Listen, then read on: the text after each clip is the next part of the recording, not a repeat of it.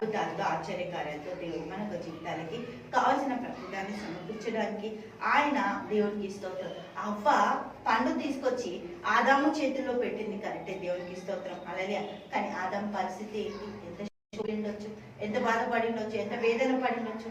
అయ్యో ఈ పండు తినాలి, ఇప్పుడు తినకపోతే మళ్ళీ నేను అవ్వని ఎప్పుడు కలవలేను కదా, దేవునికి స్తోత్రం. అవ్వతో సంబంధం కోల్పోతా, అవ్వతో నాకు సావాసం ఉండదు, అవ్వని నేను వదులుకోవాల్సి వస్తుంది. నేను నాది అన్న అయ్యో ఈ అవ్వతో నాకు తెగతింపులు అవుతుంది కదా అని చెప్పి చాలా శోభిల్లిండంట, బాధపడ్డాడంట. దేవుడికి మహిమ కలుగను గాక. భార్య నీకెప్పుడు కలవన అనుకున్న పరిస్థితిలో ఆదాము పండు తినాల్సి వచ్చింది. పండు తినడం న్యాయమా కదా? దేవునికి స్తోత్రం, న్యాయమే. ఆదాము పండు తినప్పటికే అవ్వ ఆదాము ఇద్దరు కలిసి హల్లెలూయా ప్రయాణిస్తున్న ప్రయాణంలో దేవుడు వాళ్ళకి చేరువుగా వచ్చేసిందంట. ఏమన్నాడు?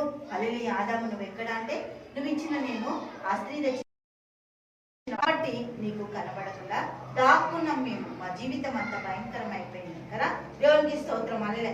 దేవుడు ఆ ఒక మహిమ చొక్కాయిలని కుట్టించి వాళ్లకు మహిమ లోకాన్ని అనుగ్రహించిన దేవుడికి మహిమ కలిగింది. ప్రభు కడపటి ఆదాము యేసుక్రీస్తు ప్రభు ఆ ఒక సిలువని మోసేటప్పుడు ఆ బాధని నిన్ను నన్ను విడుచుకోలేక, నా సావాసాన్ని వదిలిపెట్టుకోలేక సిలువని ప్రయాణం అంతా కూడా మోసిండట. దేవునికి మహిమ కలుగుగా. ఆయన ఏ పాపం లేదు, ఆదాము కూడా ఏ తప్పు చేయలేదట, ఏ పాపం చేయలేదు.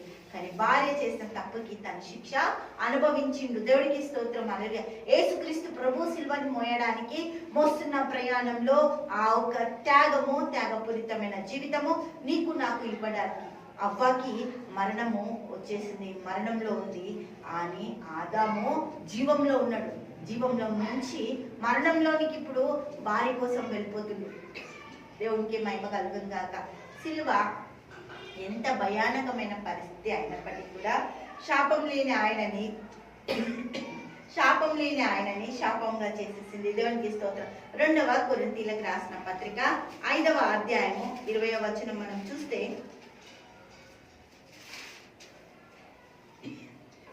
కావున దేవుడు మా ద్వారా వేడుకొనినట్లు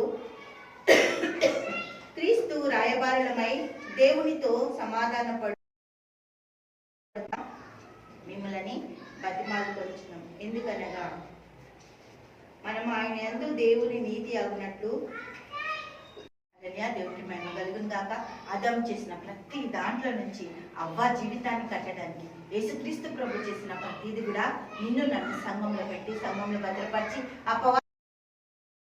మనల్ని భద్రపరిచి, మనల్ని ఆయన కొరకు కొనుక్కొని ఆయన రక్తం ఇచ్చి మనల్ని పరిశుద్ధులుగా, పాపం ఎరుగని ఆయన మన కొరకు పాపముగా చేయబడ్డాడు. పాపం లేదు ఆయనలో. మన పాపాలన్నీ భరించి మన నీతిమంతుల జాబితాలలో నిలబెట్టాడు. దేవుడికి మహిమ కలుగును గాక. హల్లెలూయా. తండ్రి యేసునికి స్తోత్రాలు. గొప్పది, అద్భుతకర, ఆశ్చర్యకర నీకే స్తోత్రాలు చెల్లిస్తాం. పరమ తండ్రి నీకు స్తోత్రం. ఆశ్చర్యకరమైన వెలుగులో నువ్వు ప్రకాశింపజేసిన కృతజ్ఞతాస్తుతులు చెల్లిస్తూ యేసుక్రీస్తు నామములో ప్రార్థిస్తున్నాము తండ్రి. ఆమేన్, ఆమేన్, ఆమేన్.